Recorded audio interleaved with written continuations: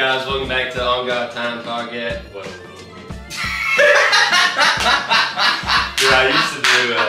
I used to do announcements at Highland. At Highland? Yeah. And you know Corey done that? Yeah. He was the... He left-handed, right? Is he left-handed? Yeah. I don't know. Probably. I don't know why I remember. He's played basketball, right? No. He right. Right now he's a media guy at Central. Yeah. And yeah. he's your classic media guy, but he started doing these announcements at Highland. He was my video guy. Yeah. So it'd just be us two. It'd never take me 8 times to be like, what's up, Highland Rebels? Welcome back for another day of announcements. Yeah. Well, I'll edit it if you want that edited out. Don't worry. Nah, it's whatever. Yeah. 3, 2, 1, go. What's up, guys? Welcome back to On God's Time podcast. I'm Tate Issacs. I'm with Caleb Anderson here. He's the leader of this whole deal. And we got another episode for you today. Ready to get into it. Yeah. Really excited to have Tate on the podcast.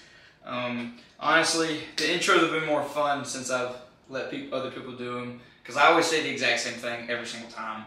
And I've started noticing that. But we've got Tate on today. Tate Issacs is a captain of the baseball team at Williams. He is the ARD here. Did I say that right finally? That's right. All right, he's the ARD here at Williams Baptist. He is the official title that is assistant resident director. Correct. Yeah. So basically, I'm an RA here at Williams, and Tate is like the head honcho over all of the RAs as a student, and then Mike is our boss. But Tate does a great job at his job. He's engaged to Kaylee Clark. He's about to be a husband. When we had Austin on, I totally failed to mention that he was engaged. I felt so bad. And then he was like, "Hey, don't forget, I'm engaged." But yeah, Tate's on the baseball team at Williams, and he's just a great leader. He's got great leadership qualities. We're about to graduate together here at Williams, and knew Tate in high school. Never thought we'd become good friends, but definitely not. What's that supposed to mean, bro? Hey man, we were opponents. Yeah, we were in the same conference, and we played each other quite a bit. But yeah, man, he's honestly turned into one of my favorite people in the world. And Tate, I'll let you introduce yourself a little more and say a little bit of what you're about, man. Yeah, Caleb, you did a good job introducing me. I'm Tate Issacs. I'm from Highland. I went to school at Highland. I'm a senior here. I'm graduating in 3 years. Business administration, minor in finance, and then this semester I'm working on my Christian ministries minor, which is a blessing. Oh yeah. In my 3rd year on the baseball team, play first base there. It's a great time, and like you said, I'm the try to be the leader in the dorms. Try to make sure there's no tomfoolery going on, and try not to join in if there is. So yeah, well, Tate, I think, like I said, I always bring people on the podcast for specific reasons. Maybe because I want others to hear people's story. Maybe because I think they have some sort of wisdom to offer, and I think Tate has very good leadership skills. I think he's a very good example in everything he does. I think he displays Christ. I think he puts others' needs before himself. But I will ask you, before we get into the leadership topic, I will ask you the question of all questions. My favorite question of the podcast. It's what it's named after. When did you decide to stop living on your time and start living on God's time, and why? What's your testimony? What's God done in your life, man? Right. So I actually, with Caleb, spoke at Fields of Faith. Ended up not being on the field. Ended up being inside. But talked about my testimony there, and what I talked about there was, I grew up great home. Couldn't ask for any better childhood, and gave my life to Christ when I was about 10 years old, and like I said, had no hardships through up really until high school, and high school came around, and I was starting to develop as a basketball player, and that was about all I cared about, and I started being able to dunk basketball about into 9th grade. Thought that was the coolest thing in the world. Something I still can't do. Right, and in my mind, I was like, everybody else thinks this is the coolest thing in the world. So, really started trying to go real hard in basketball. I wanted to be the best player I could be, but really my only motivation behind that was just so everyone else would think I was cool and get the girls and get friends, all that good stuff. And so that was mainly my pursuit. I mean, I feel like I was pretty, what would you say, pretty casual Christian at that point. And long story short, over the course of the next year, I tore my ACL twice in basketball, midway through sophomore year, and then again right before junior year. So sat out a lot. So I wasn't doing anything cool on the basketball court to get people to like me like I was trying. I did a lot of stat keeping, and through that, also had some fallouts with friends because I wasn't, as cool as I used to be. Fallout with girls, all that good stuff. So, that really challenged me, and through that whole experience, making it through those trials and things, and really that was, in my opinion, that was God shaking me and saying, all right, it's time to realize that no matter how much you do over here, it's not gonna fulfill you, and these people aren't gonna fulfill you. Success in basketball is not gonna fulfill you, and I'd say towards the probably senior year of high school, started reading the Bible for myself and getting more serious about my faith, and since then, there's been still been valleys, of course, but it's like watching the stock market. It might do this, but over time it's going up the whole time. Yeah, so. That's crazy. I've been reading a book called The Psychology of Money, and the guy who's over it, the guy that wrote the book, he basically says that money is more about psychology than finance. In his opinion, and the book is really good. Obviously, it's like finance and money like basically mean the same thing. But he's saying money is more about psychology than math, because it's about your behavior and like how you behave with money and stuff like that. I think that's cool because he talked about the stock market, how like it's constantly going up, but then it'll like go down and people freak out. Right. And sometimes I think of it like in our Christian faith, like people think just because I have trials, that means either God has left me or it means that something's wrong with me. And that's not true. Like all throughout the Bible, there are things that we see, there are people that God are working through, that they went through hardships. They went through, losing their money. They went through losing their home. I mean, think about Job. Like Job lost everything. But then he never wavered from his faith, and because of that, God ended up giving him double back. And I think that's cool, man. Do you actually remember, like, I remember when y'all, you already know what I'm going to say, don't you? When y'all beat us. Right, yeah. So, when y'all beat us, do you remember, you were actually one of the first people that encouraged me when, I was crying. Don't you remember? Do you remember that? I do. You and Cam both came up to me because, so Tate, he didn't get to play because he was hurt, but we played them my senior year, and respectfully, we got upset. Like, I like the first 2 times we played them, we beat them by 30. And so I'm not gonna lie, like that was a humble moment for me in high school because I did not pay attention to y'all at all. I was focused on Brooklyn. The next round. Yeah, like I was just like, okay, we're about to beat them, and then we'll go on and play Brooklyn. And we ended up losing by like I think 1 or 2 maybe. Yeah. And we won't go into the details of what happened. Yeah. Let's just say we lost. And so this is my last high school game of my life. And I just started bawling. Like I started crying like so hard because, dude, like that summer I spent more hours working on my game than I ever have in my life. And I think it was a cool moment. I never thought it would ever come full circle, but when we lost, every dude on, like 3 dudes from Highland came up to me that I was, decent friends with and gave me hugs, and they were like, dude, you're a great player. You're going to go play somewhere in college. Like, don't get discouraged by this. Like, and it was Tate, Cam, and Cade Lewis came up to me as well. Right. And they all just like, were like, dude, you had a heck of a game, like all this. And I just thought that was cool that like, even though, we didn't know each other super well, but you came up to me and you were encouraging to me. And I've really just come to find out that's who you are. And I just want to know like what, when you see a need as a leader, like what goes on in your mind when you know you could go do something like Mike's talked about, like if the trash is half full, take it out. Like when you see a need, like what goes through your mind and how can you encourage people as a leader each day? Yeah, well, that situation specifically, that game that year, like I said, I mean, I wasn't playing, and if you remember, the same thing happened the year before. I remember. So I always joke about how those 2 years it was like we'd get beat by Batesville in the regular season twice.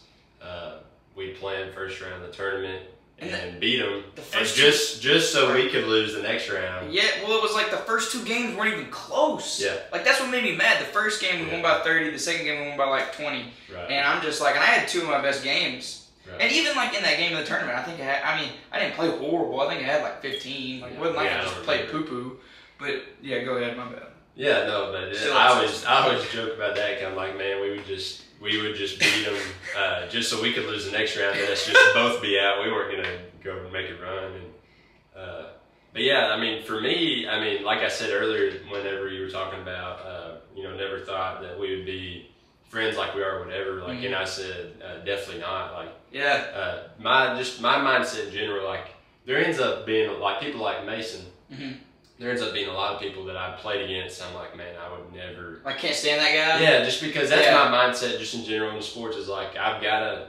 Especially if I don't know you at all, right? It's like that's the mindset I've got. It's like I don't like that guy, and I'm gonna go beat him. Mm-hmm. So it's like, for sure. But then, so that's my mindset. But it's like the reason I think not just me, but Cam and Cade came and talked to you after that game is like, I might not necessarily have just really liked you, but in that situation we all 3 of us knew that's a tough way to go, and no matter if you were the greatest player in the 4A3 or if you're the worst, all 3 of us could see how much you love the game. Yeah, and we know that it's a tough way to get. It's tough no matter. I mean, there's only one team that gets to win the last game, and so I mean it's tough no matter what. But especially in that way, that it was like this guy, he loves it, and it's tough to see, and so I think that's why we encourage you in that moment. Yeah. But thankfully, you're still playing. Yeah. But what you were saying about basically seeing a need, feeling a need. My whole deal on that, and this whole thing with our Residence Life team, we say if you see a problem, it's your problem now. Yeah. You take it, which is good. But really, my stance on that whole thing is, if you just sit around and wait forever for someone to do something, if every single person sits around and waits for someone else to do something, it just never is going to get done. Oh, yeah. And the thing that I tell myself a lot is like, if not me, who? Yeah. If I'm not going to do it, then who's going to do it? Because right. Someone eventually is going to have to step up and do it. And if you step up and do it, maybe next time someone will have seen that and step up and do it. But the whole just being passive and waiting for someone else to take care of what you want to be taken care of. Leaders lead. Yeah. Leaders don't sit around and hope that someone else does it. Leaders take care of it. So yeah, I mean that's my whole deal on that. And that whole if you see a problem it's yours thing, that comes from the employee manual from Ritz-Carlton Hotel. Oh really? So that's like I didn't know that. They know what they're doing. So yeah. I think we might listen on that one. So. Oh dude, you have no idea, man. I'm so big on that. I'm so big on like. I heard Tim Tebow say one time, find a need and fill it. Like, it's just like, man, our job as servants of Christ is to serve people. Like, one of my favorite verses that I've been meditating on lately is Luke 14:11. Those who humble themselves will be exalted, and those who exalt themselves will be humbled. It's like, and Jesus literally said, the Son of Man came not to be served, but to serve. Right. And it's just like, dude, like, if you sit around your whole life waiting for opportunities to impact people, you're just going to be sitting around. Like one thing I've realized is that there are times where we need to sit and be patient and wait on the Lord. Absolutely. Like, that's what Isaiah says. It says that those who wait on the Lord will have wings like eagles and they will soar, like, obviously. But dude, there's never a time where you should do nothing. Like, that's one thing I've realized. There's never a time where you're sitting around and you don't get up and get in your word. You don't get up and work out. You don't get up and serve. Like, bro, there are necessities each day. Like, there may not be a huge, like, dream that you're pursuing, like, all the time.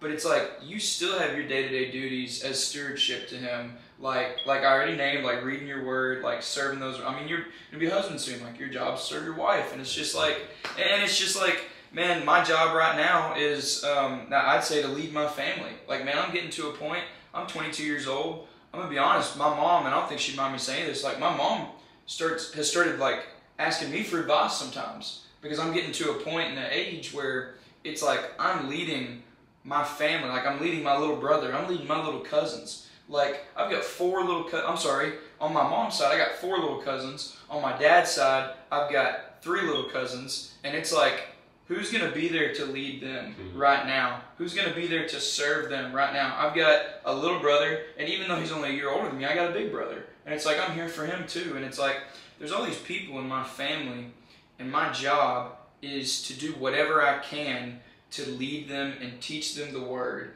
and be there for them. And that's been a goal of mine over the last year. I mean, I've gotten to really know, my little cousin Hallie. She's gonna come on the podcast soon. I call her my twin because we're like, I mean, she's 17, but it's like the older I'm getting, she really loves the Lord, and like we've been hanging out a lot, and I've gotten to know her more, and it's just like it's my job to make sure that people are treating them the right way, and that people are being there for them, and that they have good community when I'm not there.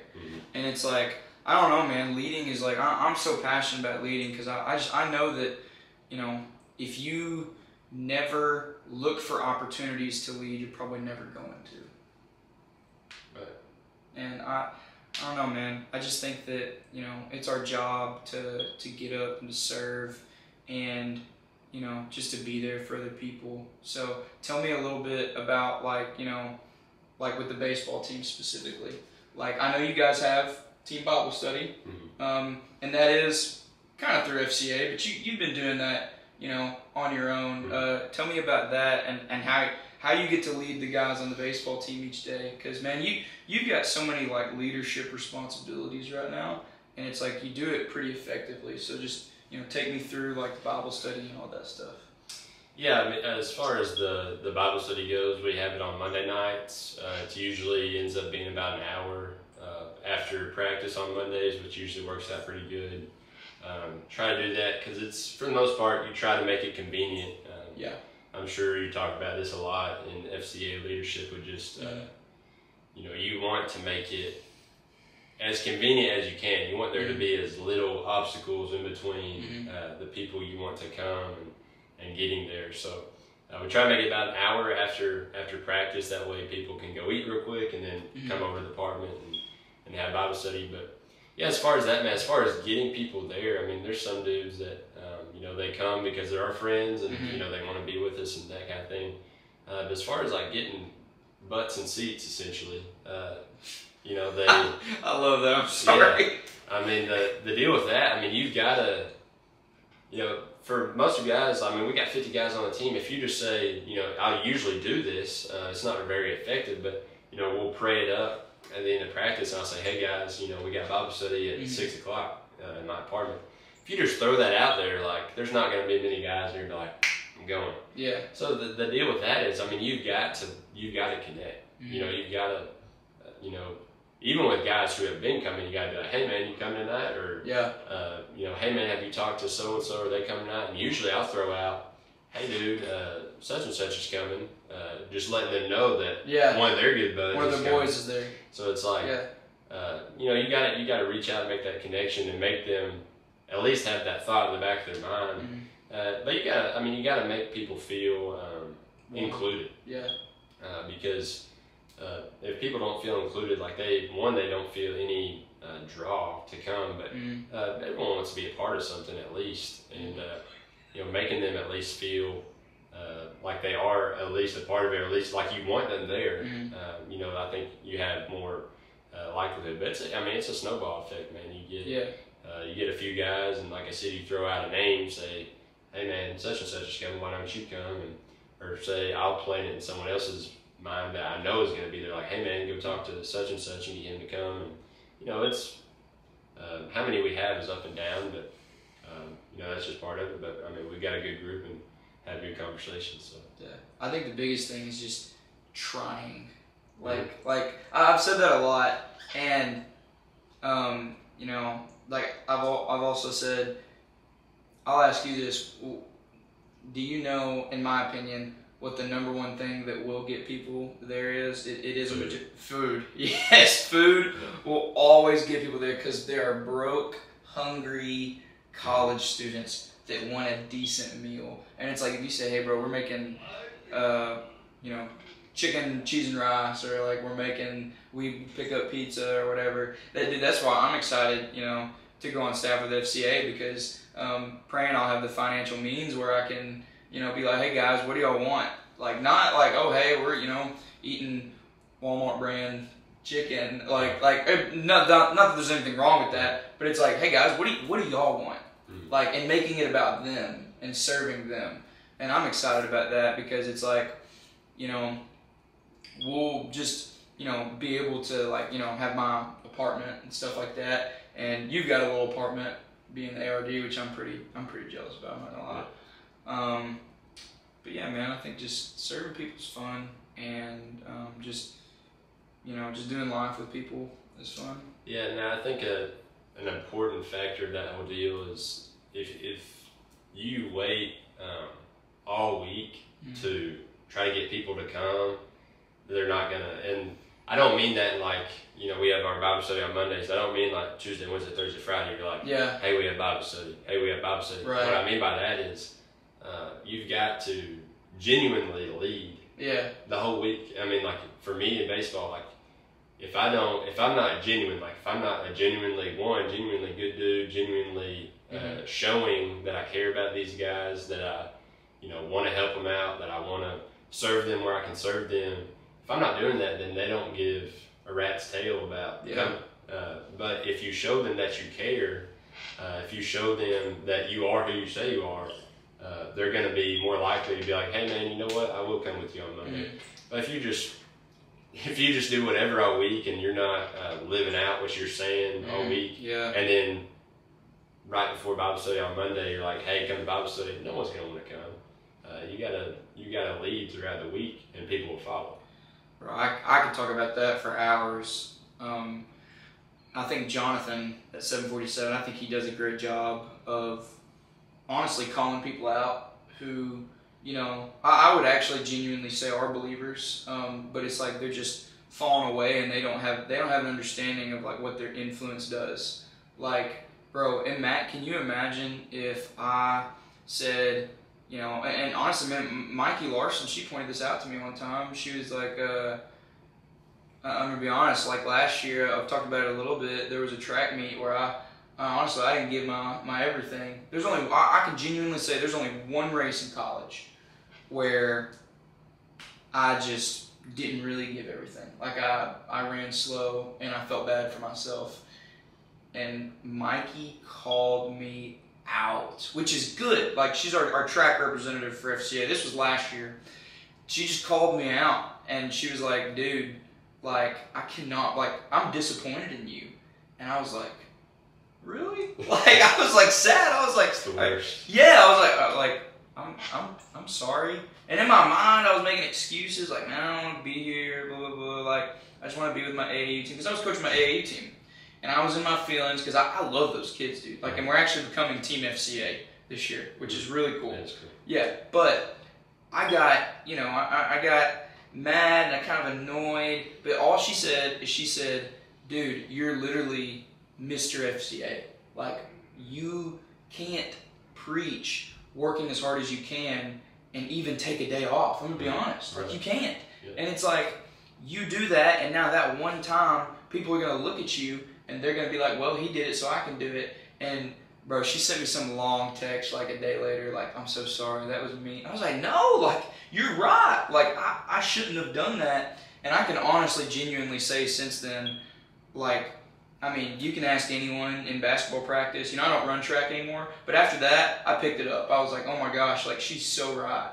And, dude, in basketball, I mean, I can say with confidence, I don't think I lost a line drill all year, like, in our preseason. Like, and I'm not saying that to brag or to flex. Like, I mean, dude, it's just like my goal. I mean, dude, you can, maybe it's up there. I had like a little preseason contract with myself, and I was like, win every line drill, win every conditioning drill. And it's not so people can go, oh, look at Caleb. It's so that people can know I am who I say I am. And I don't know, dude, but her calling me out was one of the best things that's ever happened to me, because it made me realize, like, hey, this influence thing is real. Like, I am making an impact, but that means that more people are watching. Mm-hmm. And the moment you let your guard down, or you're not who you say you're trying to become, you know, people are going to call you out, which is a good thing. Yeah, and there's a lot in what you just said, and one of those things is on Mikey's side of things. Yeah. You know, it's important from a leadership perspective, and that was great, in my opinion, that's a great leadership moment. Absolutely, I told her that too. But an important thing there is, like, if you want to be a leader, you can't be nice.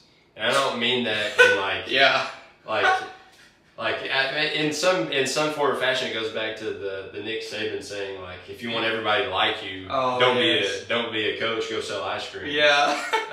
But if you want to be a leader, like, you can't be nice. Jesus wasn't nice. Jesus, not all the time. Well, Jesus was flipping tables and going in when he was eating with people. He'd be telling them, "You fools!" Yeah, he'd be straight up. Yeah, like, you guys are not doing what you're supposed to be doing. But that's important. You don't need. The goal is not to be nice. The goal is to be kind.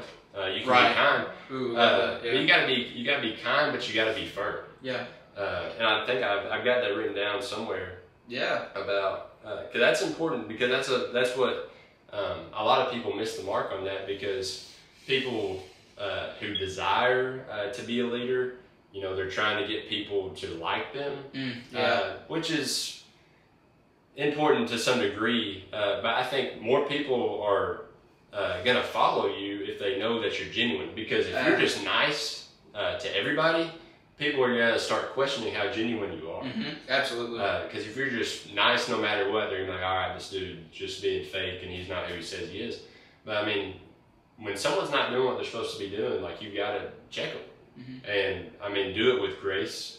And like Mikey did, I mean, she told you straight up. I mean, that's just the real deal. She did. But it wasn't because she was mad at you. It wasn't because she tried to be ugly. But that's just what it takes. And has she been nice since then? Oh, absolutely. See? She's never said anything mean to me. So that's what I'm saying. So that's been, there's a difference in kind and nice. If you can't just be nice all the time. Mm-hmm. It's not how it works. It's not what a leader does. That's what the ice cream guy does. Ice cream guy. So that's hilarious, bro. And I think I quote Tim Tebow more than anyone, because I freaking love that guy. But like, he said that he naturally is a people pleaser, and I would say I'm not exactly a people pleaser, but I do like for people to like me. I guess I think everyone does. Of course, yeah. But he said something that I'll never forget, and that's been my motto, I think, for the last year. And this is kind of what you were talking about after the game. He said, I decided I was going to stop trying to get people to like me, and instead I want them to respect me.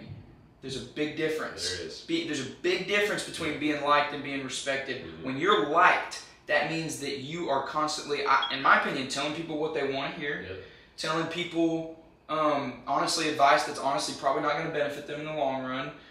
You don't do anything that steps on anyone's toes. And that's not what a leader does, in all honesty. Now, if you've got people on your team or whatever that you're leading, like if you're a pastor and everyone in your church is genuinely doing what they're supposed to, you have no reason to get on them.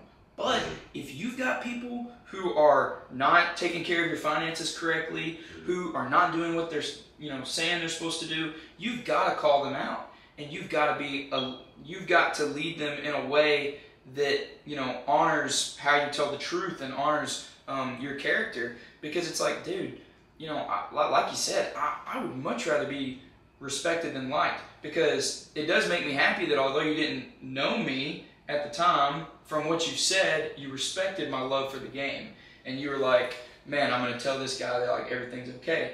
And I think that I've had the same level of respect for people I've played over the years. I won't say who. There was a guy in high school who I really, really didn't like. And if I said where he's from, I guarantee you'd know who it is. But I really respected this person and the way they pursued the game of basketball. I didn't like them, but I absolutely respected them. And that's something that has been such a goal of mine, especially like just with ministry in general. I mean, man, there was a time this preseason where Coach Austin, and you know, he's going to come on soon, I'll have him tell this story, but you know, it was probably August or September, and we were playing pickup, and there were 6 guys over there on the sideline. It was just in between games, and you know, there's 6, so somebody's going to have to sit off. And me, I was probably how do I say it? I wasn't even the oldest one over there, but I was the, you know, most vocal leader. And so Coach Austin looked at me and said, "Hey, pick your 5. And, like, you're the captain of this little team. Like, pick your 5." And I started picking, and I'll never forget, bro. I looked at him and I said, "Dang, like you already know something's gonna come out of his mouth." And I was like, "Man, there's 6 people. Like, I've gotta choose one to sit out." He looked at me and said, "Leadership sucks." He's like, if you want to make everyone happy, go sell ice cream. And he was like, but if you want to lead, then you're going to make someone upset. But dude, the pros of being in a leadership position far outweigh the cons. It's insane. It's like, dude, you've got so many opportunities to share the gospel with people. You've got so many opportunities to encourage people. You've got so many opportunities to just do more things. And I've said before that I think that if you're making an effort to please God, I don't think you'll necessarily I don't want to say you'll please the right people, but I do think you'll make the right people happy. Like, if I'm trying to please the Lord, there's no reason a mature Christian wouldn't look at me and respect me, you know? And it's like, I'm not trying to please people, but I think that it's good to have your support from, you know, the community and the people around you. Like, man, ever since I really started pursuing the Lord, like, I get a lot more good jobs. And, you know, I try not to make that define me, because if I do, then I'll end up, you know, letting people's words define me. And then, you know, when someone says something bad, I'll take it to heart. But it is nice to know, like, you know, hey, man, you're doing a good job. Like, you're teaching the word, you're doing this shit. Like, it's, you know, and I've talked to you before about, you know, people being negative towards me and how that's affected me. Right. But, yeah, I think that, I don't know, man, I think that if you're in a position to lead anyone, then you're just gonna have people who are, you know, negative towards you, people who don't agree with everything you do, and, you know, I think you're just gonna have to deal with it. Yeah, for sure. I mean, it's like I said, I mean, if you are truly sticking to that, not shooting for being nice and shooting for, you know, checking people when they need to be checked. Like, nobody likes to be checked. Nobody. That's just how it works. I don't. You know, they might later, but, you know, at the time they're not going to like it. And, you know, I mean, to some degree, you can go and you can try to make them feel better about it and be like, why are you mad at me or whatever, but you're never going to be able to stomp all that out. It's just comes with the territory, and it's just part of it. Yeah.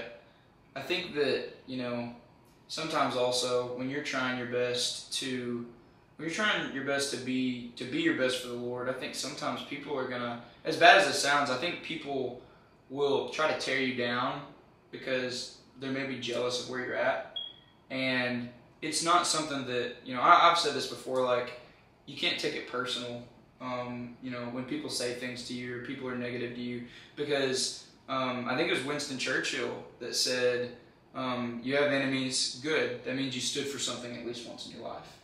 And I feel like I know I'm doing something right. And like that may contradict what some people think. I know I'm doing something right if at least one or two people are saying something bad to me, especially as a believer. Like if people are like, man, you're like, I'm not gonna lie, I've told you this, I've had two people before tell me I'm a fake Christian that like barely know me. And it's just like, and I kind of took that to heart.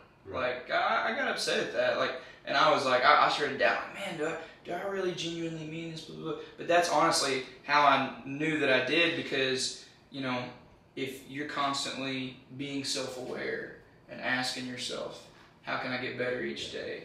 How can I get into my word more? How can I serve people more? Like if you're constantly self-aware, I think that shows that you actually do have a good heart. Sure, yeah.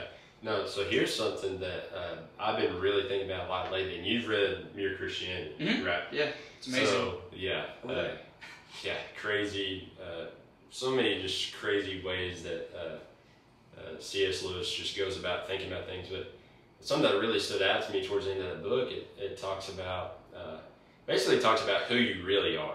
And it talks about how some people are more gifted, I guess, in just being able to talk to people, being able to relate to people. Because I would say me, just naturally, I have an easy time just relating to people. I know a little about a lot, so I know a little bit of information about a lot of different topics. So most people that I run into, I can talk to them for however long they want to talk, just about random stuff. And, you know, most people that I greet, greet them with a smile, say, hey. Naturally, I'm good at that, but what C.S. Lewis is talking about is like some people naturally are not good at that, but that person who's really good at just relating to people naturally and coming off as a really nice person, just surface level, and they say hey to everybody and all this stuff, they might go back, like me, like I might go back to my apartment and be like, in my heart, I've just got all this contempt towards everybody. I'm like, can't stand this person, but when I see him, I'm going to say, hey, I can't stand this person. I don't like being around these people. They do this and this and this wrong, and I just can't stand seeing all this, whatever. And what he's talking about there is like, the analogy he uses is, you know, if you go into a basement and you run in there and flip on the lights really quick, you'll see the rats scattered. Yeah. But if you open the door and you yell, hey rats, I'm coming, and then flip on the lights, the rats are already going to have gone and hid behind something, so you're not going to see them. So he's talking about like, when you have those moments where someone just irks you and you just snap on somebody, that's a situation where they just run in there and the rats come out because you snap on somebody and your contempt that you have in your heart, that's when it comes out. And he's talking about that's showing who you really are. Yeah, because absolutely. When you just have those moments where you've got plenty of time to prepare, you know you're going to have to talk to somebody, and you got that time, you're going to like, all right, I'm going to be nice, I'm going to say, hey, I'm going to say, how's your day? Good, have a good day, whatever it is. Like, you got all this time to prepare, but that's just like surface level. You've had plenty of time to let the rats, you know, go and hide. But it's those moments where you don't have time and something catches you off guard and you just snap on somebody, that shows who you really are. And that's when I have to check myself. I'm like, all right, Tate, like you're good at just talking to people and being nice to them. But like, what are you really thinking? Like, what am I really inside? Do I actually care about that person? Like, I have to ask myself, like, do I genuinely care if that person's having a good day? When I say, how are you doing? It's hard sometimes. Do I genuinely care? Or am I just saying it because that's what I say? And then I go on, I'm like, don't ever talk to me again. Like, why does this person make me waste breath? Like, cause I mean, we can get caught up in that. Like, just like we can get caught up in that. Like, dude, just let me go to the cafe and get my food and whatever. Instead of being like, you know what, I genuinely hope that guy's having a good day. Yeah. Or I genuinely hope that whatever they've got going on in their life, I hope they figure it out. But yeah, I mean that's important. But the only people who know that are you and God. You know, no one else knows your heart. So yeah, but I mean, it's a great question to ask yourself, and I've been thinking about that a ton lately. So. That's crazy you say that, because like, you know, even if you didn't mean it, you know, when you would see me in cash last year, and I think I've told you this, when you would see me and you'd say, "Hey, Caleb, how's your day going?" You weren't even my RA. But, like, when I would hear you do that, I would actually genuinely feel better. And I remember asking you one time, because it was really those interactions that drew me to wanting to be an RA. And Cash was my RA, Cash Forrester, shout out Big Dog. And we were, like, he would see me out somewhere and he'd be like, "Hey, Caleb, how you doing? Hey, man, how's class? Oh, for real?" And he would just sit there and talk to me. I'm just like, dude, like, this feels kind of good. Like, just to have someone genuinely want to talk to me. Mm-hmm. And it was those interactions that made me want to become an RA. Because my goal, dude, you hit the nail when I am in that mood. Like, dude, I'm a person that I'm the most extroverted extrovert you'll ever meet. I love people. I love crowds. I love concerts. I love speaking. That is me. But dude, when I'm in the mood to just be alone, I'm in the mood to be alone. Right. Like, I'm also the type of person, I know I will not get 1 ounce of work done if anyone is near me. Like, I don't do my work in the SSC. I do my work right there at that desk, because I know that if I'm around anyone, then I won't get anything done. And so my goal when becoming an RA was that I would be out there more. I would go to more events. I would talk to people more. I would, like, genuinely get to know more people. Because, I mean, dude, like, last year it was hoop, go to my room, hoop, go to my room, hoop, go to my room. Now, if you and me ever sat and talked, we could sit and talk for hours. Right. But, like you said, man, like, there's been times as an RA when you nod because you already know. Like, there's been times where someone stops and they say, "Hey, man, I got locked out of my room." And I'll just think in my mind, like, I was about to sit down and read. Yeah. Like, I'll get annoyed, and I'll have to check myself and be like, "Caleb, just serve them. Like, what do you have better to do?" Because if you serve them, and in your moment of just sitting down and not getting so caught up in your own desires and your own wants, you could have a chance to share the gospel with them, to encourage them. And it's like, that's pushed me as an RA. And I, like, you know, I'll even say it, Will Gossage, my sweet mate, man, he, when I first got here, I remember thinking to myself, man, I'm just stay to myself, I'm going to do this, that. Man, I've got to know Will, man, I love that guy, man. I freaking love that guy. Absolutely. Like, he's a legend. He won Fight Night, man. Yeah. He's the Nicholas champ. Yeah. That dude's the GOAT. Yeah. Like, but getting, like, you know, he would knock on my door, or like when I was working on something, and be like, "Hey, Caleb, can I ask about whatever?" And I'd go, but then, like, now I go over to his room sometimes, and I'm like, "Hey, man, like, you know, what's up? Like, what you been up to?" Like, I won't show it, but dude, that drawing up there, like that Spider-Man drawing, you see that? The white one? He drew that for me. I know, he's a GOAT. Oh, dude, he's the most talented. He's the most talented artist I know. Yeah. And it's like, just because I've genuinely cared about people, I've gotten the chance to get to know them better. And it's just crazy, like, the Lord's humbled me, like, "Caleb, you're on my time. Like, you think you're on your time, you're not, dude." Yeah, and there's 2 quick things that are in that. One, you talk about Cash and I just saying hey, and that was uplifting. Me talking about the whole deal with, like, do you really mean it, do you not? To some degree, at first at least, it doesn't matter. At first, like, the whole fake it till you make it, like, don't just not do it because you don't mean it. Right. Don't just be like, 100%. I don't give a rip about this person, so I'm not going to say anything. Don't do that, but, you know, fake it till you make it, so do it. Like, be nice to people. Yeah. But then, you know, it's that whole, you know, building yourself up. I mean, there's levels to Christian faith and getting better and more mature in that. But, you know, fake it till you make it. Check on people, because it does impact them whether you mean it or not. Absolutely. But then after that, check yourself and be like, "Do I mean it?" So. Well, that's hilarious, because, like, somebody might listen and then just be like, "Oh, okay, I just won't check on them then, because I'll go check my heart, stay in my room for 3 hours." Yeah. No, dude, that's not what I'm saying. Yeah, that's hilarious. Yeah, and the other thing I was gonna say is the root of it is just being selfish. Absolutely. Because what you're saying about you know, I just want to do my work, like. You're not, like it says in Galatians 6, like, you're not that important. Straight up. Like, so it's like, check yourself. Like, why don't you care? Like, why do I not care about that person? Why do I get mad if I got to go and lock somebody's room? Or like, why do I, like, just because it minorly inconveniences me and sets my personal schedule off by 10 minutes, like, which is not a big deal. You're not that important. Yeah. To get mad about your schedule being offset by however much time. So. Absolutely, dude. Can you, I know it's your favorite verse, can you, off the dome right now, I'll give you 5 seconds, can you name Galatians 6:9? Yeah, don't get tired of doing what's right, because you're going to reap a harvest of blessing if you don't give up.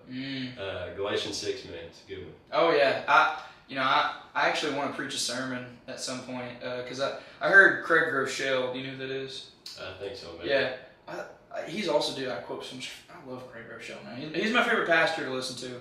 You know, love you, Dad, but because my dad's a pastor. Right. But Craig Groeschel, like he did a sermon series on reaping what you sow, and he did it on Galatians 6. Right. And I think it's like if you sow in the flesh, you'll reap a harvest of the flesh. Right. If you sow in the spirit, you'll reap a harvest of the spirit. Right. And dude, he said something that I want to quote this. So if you're at my next sermon, if I preach this, just, you heard it here first. I want to quote him when he said this. He said, if you don't like what you're reaping, change what you're sowing. Okay. And he's like, dude, if you're every day, if you're getting up at noon and you feel sluggish, it's not like you're not feeling sluggish for no reason. It's because you're reaping horrible sleeping habits. If you are if you're getting in your word once a week, it's like your relationship with God, you're sowing seeds of like, hey God, you're really, and I'm sorry, this might offend some people, like, hey Lord, you're really not that important to me. Because it's like, what's the greatest measure of caring about someone? Giving them what? We talked about it. Time. Oh, yeah. Yeah, like giving people your time. Yeah. It's like, dude, and Austin Clark said this before, like, you know, when you have a relationship with someone, you don't just have a relationship with that someone every once in a while. It's like you have it with them all the time. Mm-hmm. It's like, even if, you know, like with you and me, like if I call you and you're asleep, it's usually like the next day, like you either call me back or it's like, hey man, I was busy, what's up? Mm-hmm. Like, and if you're in a relationship with someone, like with the Lord, like you can't just put God on the back burner. Like he's supposed to be number one above anything else. Right. And so it's like, if I'm putting my relationship with God on the back burner, it's just like, how do you expect to, you know, see the fruits of the Spirit every day in your life? Like love, joy, peace, patience, kindness, goodness, faithfulness, gentleness, self-control. Like, how are you supposed to see those fruits if you're not diving into the person who gives it to you? Right.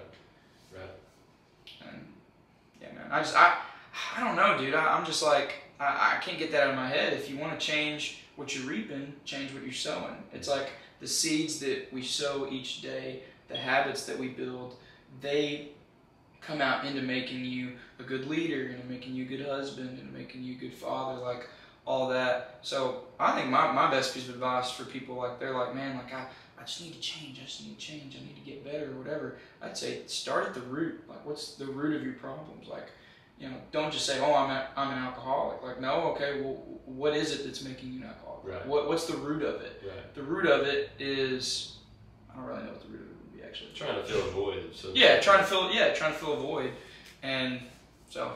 Yeah, and once you get there, Galatians 6:9 just saying, don't get tired of doing it. Don't get tired of doing what's good, because if it says in the verse, if you don't give up, you'll reap a harvest. Yes. Dude, I hang on to that so much. Like I think about that verse a lot because it's like my favorite part of it is if you do not give up. Right. Like that's the biggest part of it that I think people stumble over because that's a very famous verse. A lot of people associate that verse with working hard, and it is. Mm-hmm. But it's like I've heard people say a lot, like, man, if God has given you a dream and you give up on it, you could be so close to breakthrough. Mm-hmm. And it's like, man, you know, I'll just say, like, with lots of different things, like, you know, especially the podcast, man, I put it on the back burner sometime. I've told you that, but it's still been on my heart. And, you know, I think now God's really made it obvious to me, like, hey, man, it's time to, like, really make this priority because people are listening to this and people get to hear stories like yours and your wisdom that you get to have. And it's just like, you know, if I give up then it's like somebody could have heard something, but just because I was too lazy or because I was too prideful to, you know, set my time aside to get on God's time and do this, someone may not be able to hear it. Right. And so I think that, I don't know, man. You know, I'm big on working hard, and I'm just big on giving the Lord your time in general. And you and me both have actually been on a similar reading plan because, you know, we were in the same. I think you were one book ahead of me. Mm-hmm. I think you were in Ezekiel and I was in Jeremiah. Or wait, yeah, is that right? Yeah. So yeah. So I know you're in your Word each day. I know you're sowing seeds of righteousness. Where are you at right now, actually? Right now I'm reading Acts. So I read Stephen's speech right before you got started. No, Tate, no way. Yeah. Hold on, stay here. No way, bro. That's crazy. That's actually crazy. Yeah. Were you in chapter 7? That was it, the top of the page. Where? The top of the page was... Did you see my story? Mm-mm. There's no... Okay, so look on my Instagram right now. It may be gone, like it may be too late, but I'm gonna be upset if I look and you're not following me. Hold on. No, okay, so I think I put it on, yeah, I think I put it here. So basically, it's crazy that you're in that because I posted this right here. I posted, yeah, if you go to the very last one. Okay, wait, my bad. Go back. Look at the, no, I didn't put it there, dang it. So there's this verse that, you know, so you read where Stephen got stoned. Mm-hmm. So I put this on my story, and it's Acts 7:59 says, as they stoned, Acts 7:59 through 60 says, as they stoned him, Stephen prayed, Lord Jesus, receive my spirit. He fell to his knees shouting, Lord, don't charge them with this sin. And with that, he died. For you know, like that blows my mind. Yeah. Like, we struggle to forgive people for the stupidest things. Yeah. And then Stephen is getting stoned to death. And as he's getting stoned to death, he says, Lord, please forgive them. Like, it's insane to me how, and I know this is high standards to live by. It really is. Yeah. But dude, it blows my mind how the disciples can do things like that, and then we get freaking mad because someone folds our underwear wrong, or something like that. Yeah, no, bro's literally getting domed by boulders. And then he's like, Lord, please forgive them. And then we're out here, like, we just, I could talk about this forever, bro. We get mad at the dumbest things. Like, I get mad at my brother because he stole my socks. Mm-hmm. Or I get mad at my mom because, you know, I want $20 for gas. She won't give it to me. Like, well, just whatever. Like, I hear about, like, the arguments people have, and it just shuts down immediately when you read stories like that. Yep. Like, when you hear people about how, you know, like, I saw a thing that was like, Paul came to heaven being celebrated by the people he killed. Like, I saw something like that because, you know, before he was Paul, he was there. Yeah, he was there. Yeah. Like, oh, dude, this other part. Hold on. It says he was. Yeah. He was there right before he got stoned. It says. You want to read that? Just that right there. Yeah. It says Saul was one of the witnesses, and he agreed completely with the killing of Stephen. That's insane. So, like, that's just crazy because he was there. He was like, yeah, kill him, and then now he's being used to share the gospel. Right. Yeah. And he found redemption. Yes. I mean, he spread the word. A lot of people found redemption through Paul's word. But I mean, the fact that he found redemption. I mean, because Stephen, in that moment, Stephen was filled with the Holy Spirit. I mean, he was spreading the gospel. And at that point, Paul, killed him for killing the gospel, or for sharing the gospel. So it's like, he's the worst. Yeah. But he found redemption. And not only did he find redemption, but I mean, a lot of people have found redemption through reading his letters. So yeah. It's crazy. It's crazy what God can do. Yeah, like you were just quoting Galatians, like, that dude wrote it. Yeah, the dude wrote my favorite verse straight up. I mean... He also killed Stephen, but then after that... But after that, he was good, man. Yeah. he turned and repented and believed. That's what we got to do. Like Darth Vader. Yeah. No, I'm just kidding. I'm just kidding. Totally joke. That was an inside joke. But no, yeah. I mean, bro. Even Paul says in one of his letters, I can't remember where it's at, but he says, "I'm the worst of them all. Mm-hmm. So I'm the worst sinner of them all." Mm-hmm. And it's just crazy. I love using Paul as an example. It's just like, dude, like whatever you've done, like I love using him when sharing the gospel. It's like whatever you've done, like look at this man and the amount of people he killed and persecuted. And like Jesus said to him, he said, Saul, why do you persecute me? Mm-hmm. Because you know what's crazy? When you're persecuting Jesus' followers, you're also persecuting him. Yeah. Yeah. I mean, and he's not the only one. I mean, you can pull out a lot of examples. One that to me is, I mean, you can make an argument if it's more inspiring or less inspiring. It doesn't matter. Mm-hmm. But right after Jesus died, I mean, right after he gave his soul up, he said, or there's a centurion there that was in charge of putting him up there. I mean, he was one of the ones that he could have very well hammered the nails into his hands. And he said, surely this is the Son of God. And there's a lot of people, it doesn't show specifically if the centurion repented and believed. But he showed that he believed that he was the Son of God. Yeah. And it doesn't have any follow-up with him. But, you know, it talks about in Acts, there were Jews who were directly involved with killing Jesus and making sure that he got thrown out in the crowd instead of Barabbas. Yeah. And they turned and repented, and they found redemption. And if they can, anyone can. That's my biggest thing. Like, people are always like, man, God could never forgive me for what I've done. And I'm like, you don't think he couldn't forgive him? Yeah. And him, and him, and him, and him, and him. And it's like, dude, I think, I've said this before, I truly believe all the stories of the Bible are here to show us that anyone can find redemption. Like, dude, you've got people, like, even think of Jonah in the Old Testament. He's running away from God. Mm-hmm. And he, in the belly of the whale, is like, all right, Lord, I'll do what you want now. And God's like, cool, now we can work with him. Now his heart's in the right place. Now I can work with him. So God shows us through the story of Jonah that even if you run away, God can still use you and he can still bless your life. We see that with Job, even though you go through hardship, you go through all these things, you're confused. Why is this happening to me? Why is this happening to me?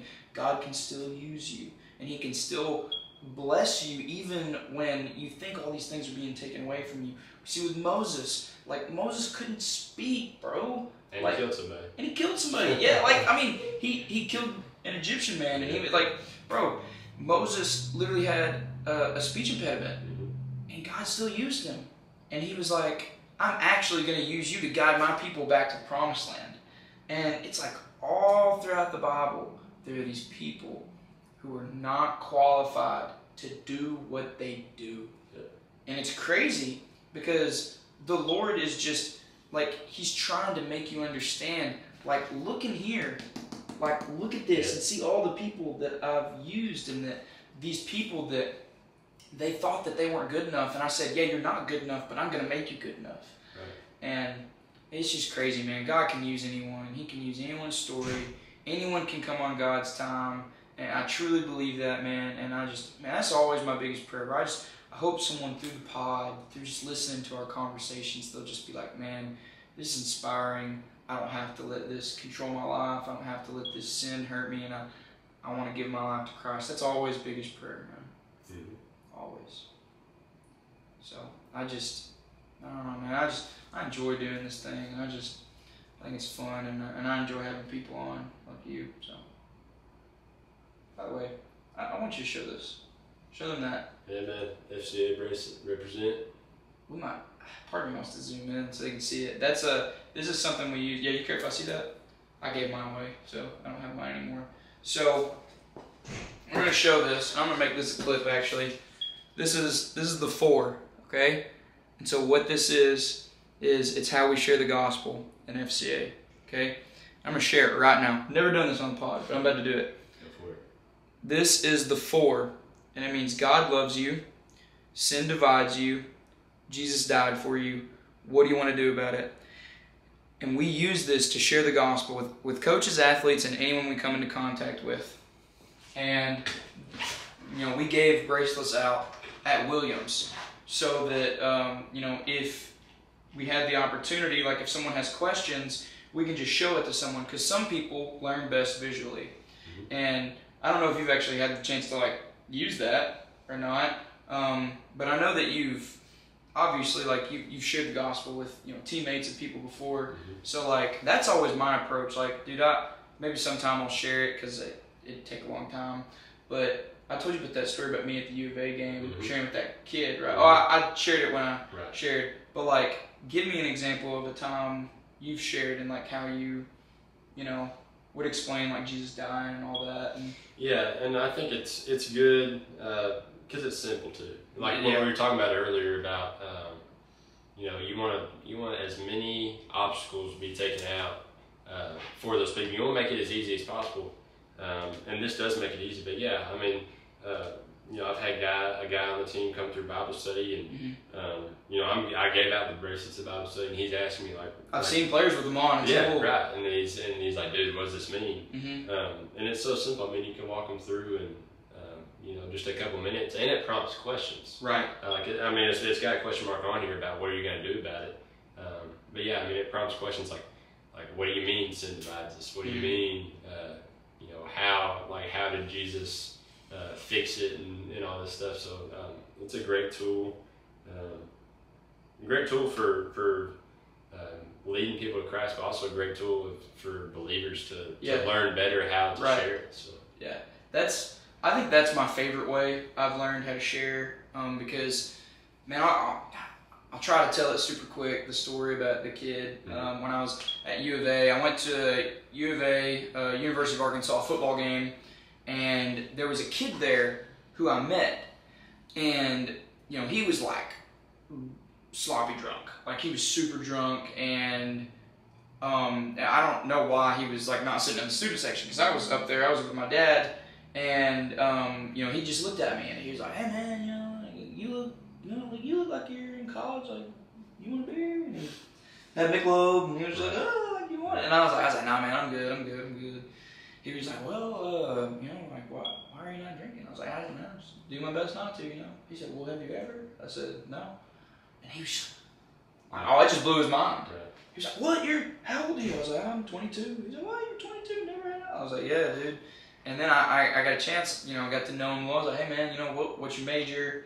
And then I asked the question, "Do you go to church anywhere around here?"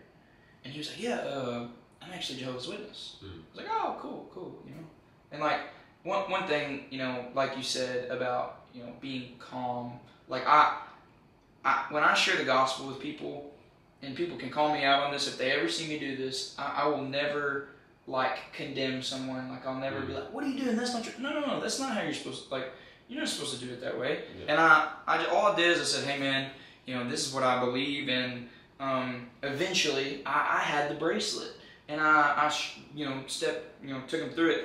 If you don't know, Jehovah's Witnesses basically believe, and I hope I don't get my theology wrong, they believe that Jesus is the way to heaven, but I think they don't believe he's the Son of God, or they don't believe that him and God are in the Trinity. Like they don't believe in the Trinity, and so it's I'm gonna be honest, it's false religion. Like it was made like 200 years ago, and I was just explaining to this guy. I was like, "Man, this is what this means. This is what it says," and he was very open. He's like, "Oh, dude, like that's crazy." And he looked at me and said, "Hey, can I like?"